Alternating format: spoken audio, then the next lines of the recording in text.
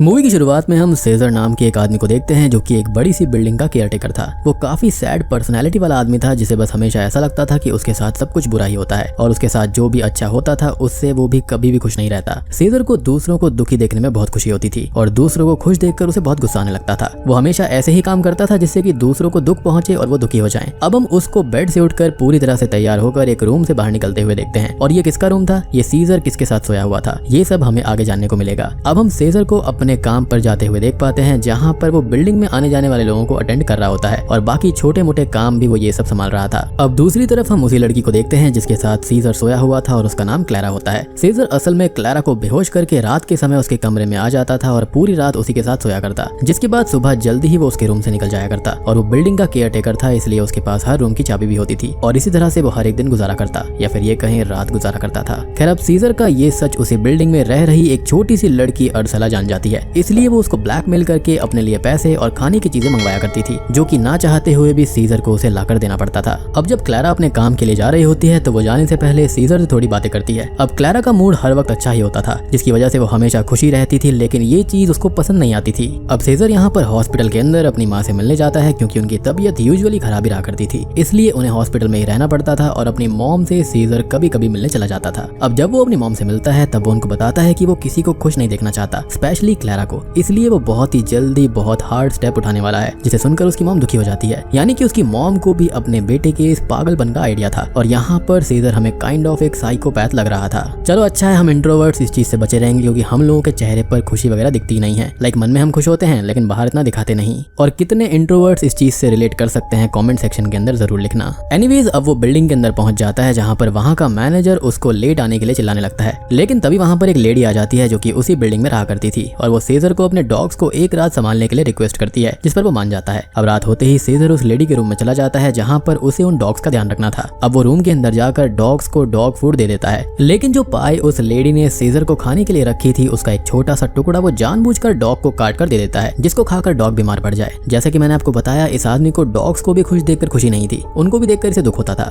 अब थोड़े ही समय के बाद में हम क्लैरा को देखते हैं जो कि अपने काम से घर लौटती है और कुछ समय के लिए बेड पर रेस्ट करने लगती है, लेकिन उस बेड के जस्ट नीचे ही हम सीजर को भी देख पाते हैं जो कि वहीं पर छुप कर रहता है। अब क्लैरा के सो जाने के बाद सीजर बेड से निकलता है और क्लैरा को क्लोरोफॉर्म सुंघाकर बेहोश कर देता है, जिसके बाद वो क्लैरा के बाथरूम में जाकर उसकी हर एक कॉस्मेटिक प्रोडक्ट के अंदर एक हार्मफुल केमिकल मिला देता है और एंड में जाकर क्लैरा के पास सो जाता है। अब पूरी रात उसी कमरे में क्लैरा के साथ बिताने के बाद में वो सुबह सब कुछ काम करके तैयार होकर उस रूम से निकल जाता है और जाते हुए वो क्लैरा और उसके बॉयफ्रेंड की फोटो भी देख लेता है। अब जैसे ही वो उस कमरे से निकलकर अपने काम पर जा रहा होता है उसे अर्सला देख लेती है और इस पर अर्सला उसको ब्लैकमेल करके अपने लिए एडल्ट मूवी मंगवाती है, जिस पर सीजर हैरान हो जाता है लेकिन वो बाद में एग्री हो जाता है। अब जैसे ही नॉर्मल डे शुरू होता है हम उस लेडी को अपने डॉग को डॉक्टर के पास चेकअप के लिए ले जाते हुए देखते हैं क्योंकि उसके डॉग को डायरिया हो गया था, जो कि मोस्ट प्रोबेबली वही वहाँ पर पाई देने की वजह से हुआ होगा। अब जाते हुए सीजर उस लेडी से बात करने लगता है जहाँ पर वो कॉन्वर्सेशन के एंड में उस लेडी को दुखी करने वाले वर्ड्स बोलता है जिससे कि वो दुखी हो जाती है और यहाँ पर वो खुश था। फिर उसके बाद में हम क्लैरा को देखते हैं जो सुबह उठकर तैयार होते समय वो सब कॉस्मेटिक प्रोडक्ट लगा रही थी जिसमें सीजर ने यहाँ पर हार्मफुल केमिकल्स मिलाए थे, लेकिन उसे इसका आइडिया नहीं होता। अब जब क्लैरा ऑफिस के लिए निकल रही होती है वो कुछ देर सीजर से भी बातें करती है और पूरी कॉन्वर्सेशन के दौरान वो काफी खुश रहती है, लेकिन ये बात ऑब्वियसली उसको और भी ज्यादा गुस्सा दिला देती है।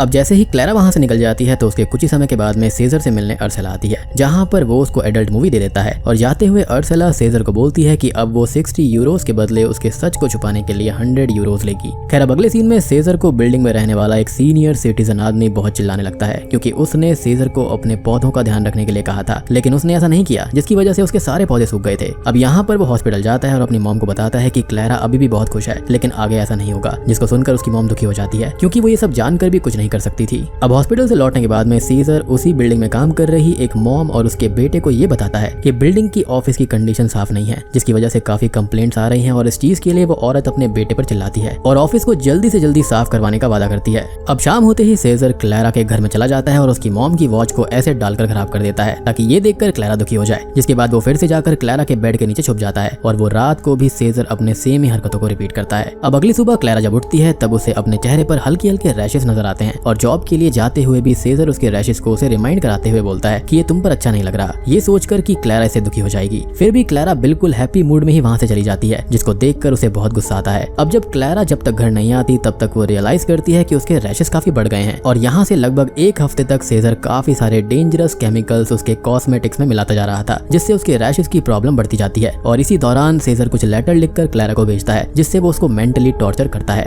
अब ये सब बातें सेजर अपनी मॉम को भी बताता है और उन्हें भी दुखी करता है। अब क्लैरा की हालत धीरे धीरे खराब होती जा रही थी, जहाँ पर उसे पूरे दिन टायर्डनेस फील हुआ करती, लेकिन उसका चेहरा भी खराब हो रहा था। लेकिन कुछ ही समय के बाद में उसका जब चेहरा ठीक हो जाता है और तब सडनली एक दिन उसे अपने घर में बहुत सारे कॉकरोचेस और कीड़े दिखते हैं, जिनसे डर कर वो सीजर के पास हेल्प लेने जाती है। अब प्रोबेबली ये चीज भी सेजर ने क्लैरा को परेशान करने के लिए ही करी होगी। जिसके बाद हम उसको क्लैरा के घर में देखते हैं, जहाँ पर वो क्लैरा के कुछ कपड़े और नेसेसरी आइटम्स उसको लाकर दे देता है ताकि वो ऑफिस के लिए चली जाए। और जाते हुए क्लैरा सेजर को अपने रूम को क्लीन करवाने के लिए कहती है, लेकिन तभी वहाँ पर अर्सला आ जाती है और वो सेजर को ऐसा लुक देती है जैसे उसे इस चीज का आइडिया है कि ये सब उसी ने किया है। अब लिफ्ट में सेजर क्लैरा से उन मैसेजेस के बारे में पूछता है जो कि उसे एक रैंडम पर्सन भेज रहा था, जिससे क्लैरा थोड़ी हैरान हो जाती है क्योंकि उसने इस बारे में उसको नहीं बताया था और हल्का सा उसे सेजर के ऊपर शक भी होता है। लेकिन वो ये कहती है कि वो इसके बारे में ऑलरेडी कंप्लेंट कर चुकी है और वो जो भी मैसेज भेज रहा है वो इसी बिल्डिंग का है और जल्दी ही पकड़ा जाएगा।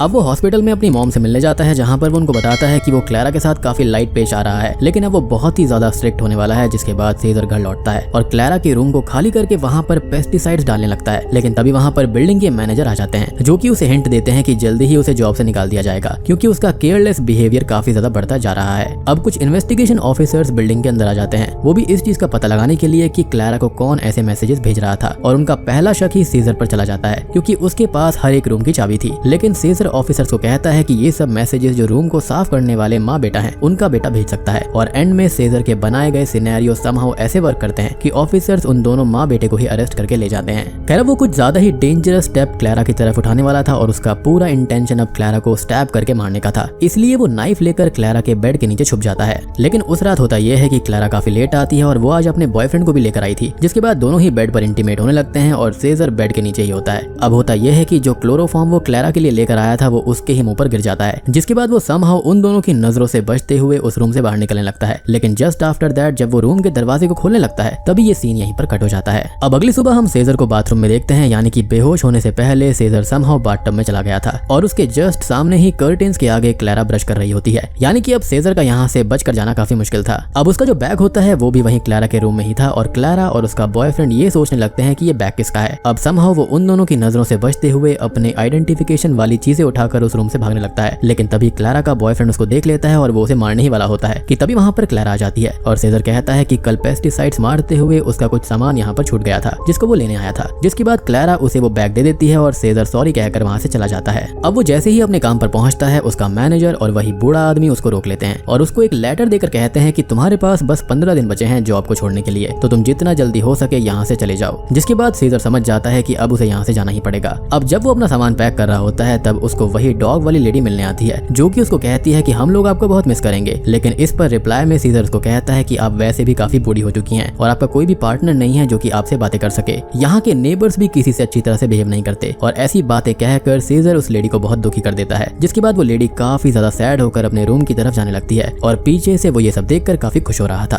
अब तभी वहाँ से क्लैरा और उसका बॉयफ्रेंड निकलते हैं और जाते हुए क्लैरा सेजर को बताती है कि वो लोग वीकेंड पर जा रहे हैं और क्लैरा उस वक्त काफी खुश थी, जिसको देखकर वो काफी गुस्सा हो जाता है। लेकिन साथ में वो दुखी भी होने लगता है कि उसके इतने अटेम्प्ट करने के बाद भी क्लैरा दुखी नहीं हो रही थी। अब सेजर का दुख इतना ज्यादा बढ़ गया था कि वो फाइनली खुद को मारने का फैसला करता है और वो बिल्डिंग के टॉप पर चला जाता है यही करने के लिए। लेकिन तभी वहाँ पर क्लैरा और उसके बॉयफ्रेंड को वापस बिल्डिंग में लौटते हुए वो देख लेता है और वो अपनी जान देने का वहाँ पर फैसला रोक लेता है। अब सेजर और हमको पता चलता है कि क्लैरा और उसके बॉयफ्रेंड के बीच में झगड़ा हो गया था और ये झगड़ा इसलिए हुआ था क्योंकि क्लैरा प्रेग्नेंट थी जबकि दोनों ने प्रोटेक्शन यूज किया था और इसी चीज में दोनों का झगड़ा हुआ था। अब जब दोनों सो जाते हैं तब सेजर बेड के नीचे से निकलता है और दोनों को क्लोरोफॉर्म सुंघाकर पूरा नेकेड होकर क्लैरा के साथ में इंटीमेट होने लगता है, जिससे हमें इस बात का आइडिया हो जाता है कि क्लैरा असल में सेजर के बच्चे से प्रेग्नेंट थी। अब अगली सुबह सेजर से क्लैरा का बॉयफ्रेंड मिलने आता है जो कि रूम में कुछ काम बताकर सेजर को अपने साथ लेकर जाता है। लेकिन जैसे ही वो रूम के अंदर पहुंचता है तो उसे इस बात का रियलाइजेशन होता है कि क्लैरा के बॉयफ्रेंड को सब पता चल गया है कि सेजर क्लैरा के साथ क्या क्या करता है। जिसके बाद पीछे से उसका बॉयफ्रेंड सेजर को हिट करता है और दोनों में झगड़ा होने लगता है। लेकिन उसी बीच सेजर एक नुकीली चीज से क्लैरा के बॉयफ्रेंड के गले पर स्टैब कर देता है और घसीट कर उसको वहां पर बाथटब में डाल देता है। अब उसने जिस चीज से क्लैरा के बॉयफ्रेंड को स्टैब किया था वो उसको उसी के हाथ में रख देता है ताकि ऐसा लगे कि उसने खुद की जान ली है और पूरे रूम को फिर से ठीक करने लगता है ताकि ऐसा लगे कि यहाँ पर कोई झगड़ा हुआ ही नहीं था।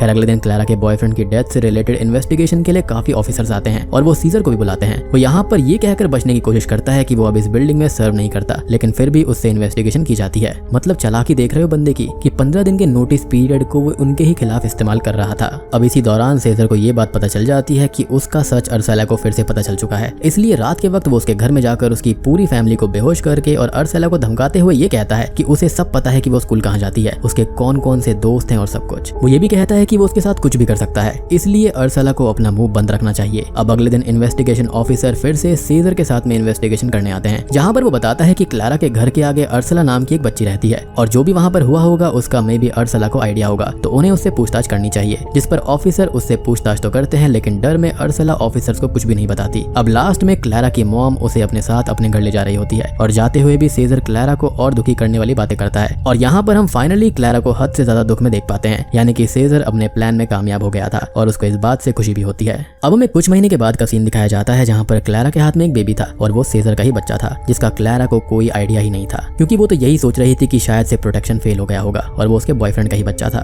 खैर अब सीजर क्लारा को एक लेटर लिखकर भेजता है, जिसके अंदर वो क्लारा को वो सारी बातें बता देता है जो कि उसने उसके साथ में करी थी, और ये बच्चा उसका ही है, ये बात भी क्लारा को पता चल जाती है। जिसके बाद वो बच्चे को पकड़कर रोने लगती है, क्योंकि उसकी तो कोई गलती ही नहीं थी। यानी कि अब वो बच्चा क्लारा को हमेशा याद दिलाएगा कि उसकी जिंदगी की ऐसी हालत सीजर की वजह से हुई है और वो हमेशा अब दुखी रहेगी। और यहाँ पर सीजर भी हमेशा खुश रहेगा, क्योंकि उसको यही तो चाहिए था कि औरों को दुखी देखकर वो खुद खुश हुआ करता था। और वो इसी के साथ में स्लीप टाइट मूवी यहीं पर खत्म हो जाती है। तो दोस्तों ये थी Spanish psychological thriller horror movie sleep tight की कहानी। मूवी वाकई में बहुत क्रीपी है, मतलब सोच के देखो कि एक लड़की की जिंदगी कितनी खराब हो गई, वो भी सिर्फ इस वजह से कि वो खुश रहा करती थी। मतलब ये एक्सप्लेनेशन बनाते टाइम, मूवी देखते टाइम मुझे अभी भी क्रीपीनेस फील हो रही है। मतलब ये आदमी था किस टाइप का साइकोपैथ, जिसको दूसरों को दुखी देखकर खुशी मिलती थी। उसने मर्डर किया, उसने छोटी बच्ची को धमकाया, एक लड़की की जिंदगी खराब करी, उसका रेप किया, एक बच्चा उसके साथ में था, लेकिन उसके बारे में क्लारा को कोई भी आइडिया नहीं था। जिसके बाद में उसने वो चीज भी उसको बताई ताकि वो हमेशा उसको ही याद करती रहे,